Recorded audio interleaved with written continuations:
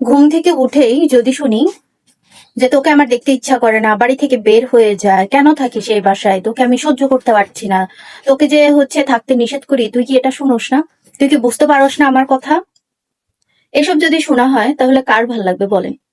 সকালবেলা থেকেই এসব শুনতে শুনতে একদম অতিষ্ঠ হয়ে যাচ্ছি।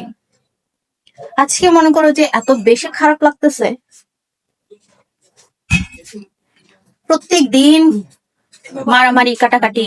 আজকে একটু শুক্রবার, সকালবেলা 6টা বাজে ঘুম ভেঙে গেছে এরকম শুনতে শুনতে, আর দুইজনে মিলে এত পরিমাণ মারামারি ঝগড়াঝাটি করতেছে, মানে আল্লাহর 30টা দিন এরকম হয়। ভাই, একজন আরেকজনের যদি দেখতেই না পারস, তোদের মধ্যে যদি বনিবনাই না হয়, তাহলে বিয়ে কেন করছিস? দরকার তো ছিল না। আবার এদিকে বাচ্চা কাচ্চাও 3-4টা পয়দা করে ফেলছে, কেন দরকার? তাহলে এখন আবার দেখতে ইচ্ছা করে না? কিভাবে দেখতে ইচ্ছা করে না?